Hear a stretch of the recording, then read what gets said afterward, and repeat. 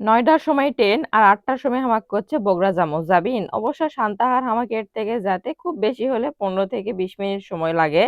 আর ready হতে যাওয়ার সময়। আমি তো আবার নাছোড় বান্দা। একবার কইছে আর যামু না অবশ্যই যামু। যেহেতু মুখ ফুটে কইছে বলে কথা অবশ্যই যামু। কারণ হামাক তো ঘুরতে খুবই ভালো লাগে। কিন্তু ঘুরবা অবশ্য যাচ্ছে না, যাচ্ছে একটা কামেই। তো কি কামে যাচ্ছে অবশ্যই তোমাদের সাথে শেয়ার করমু। সেইজন্য ভিডিওটা শেষ পর্যন্ত দেখো।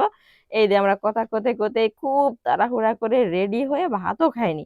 কোনমতো আমার শাওয়ারের পাথর থেকে ২ গাছ ভাত তুলে মুখে দিয়ে চলে আসলো ট্রেনত। এসে টিকিট কাটে বসে গেল ট্রেনত। ৳১০০ ভাড়া ২ জনার। আমাকে নওগাঁ যাতে ৳১০০ বেশি ভাড়া লাগে। তো এর থেকে মনে করো যে বগুড়া যাচ্ছি তাও ৳১০০ তে ট্রেনের তো সেজন্য দাম কম। আর বাইরেকার পরিবেশগুলো দেখো কি সুন্দর। এরকম সুন্দর পরিবেশ দেখলে তো আমার মন এক্কেরে এতই ভালো হয়ে যায় আর কিছু কওয়ার নাই। হ্যালো এভরিওয়ান, আসসালামু আলাইকুম। সবাই কেমন আছেন? আশা করছি সবাই ভালো আছেন। আলহামদুলিল্লাহ আমরা অনেক বেশি ভালো আছি। ভালো না থাকলে কি আর ঘুরবা যাওয়া যায় কও? অবশ্যই সেজন্যই ঘুরবা এসেছি। আর আমরা এসে প্রায় ৫০ মিনিট মতো সময় লাগলো বগুড়া স্টেশনেতে আসতে।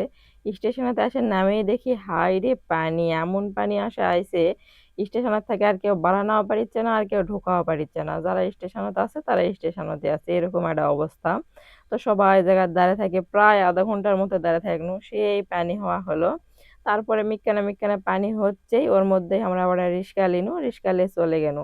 আসলে আমরা আসছি মোবাইল ঠিক করার জন্যে। মোবাইলের ক্যামেরার একটা সমস্যা। সেইজন্য আসিছি বগুড়া ঠিক করার জন্যে।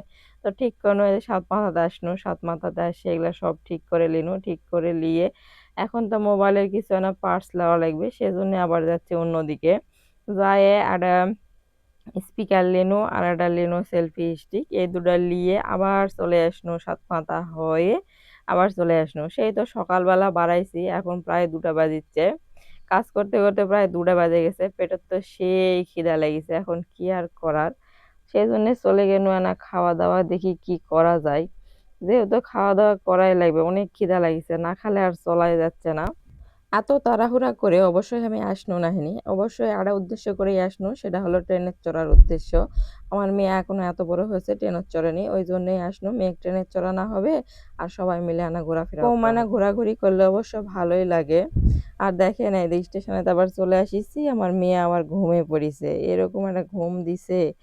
আর সেই সারা রাস্তা ঘুমের শেষে এসে দেখেন সান্তাহার স্টেশন নামে কি একটা অবস্থা। মনে হচ্ছে ওর এলাকাতে আসিছে তো এটা এখন ওরই স্টেশন। এমনভাবে নাচানাচি করিচ্ছে, দৌড়াদৌড়ি করিচ্ছে যেটার কাকও যাওয়া হবে না। ও একাই থাকবে আর একাই এরকম করে নাচানাচি করবে, ঘোরাফেরা করবে। সেই মজা করিছে। আল্লাহ হাফেজ।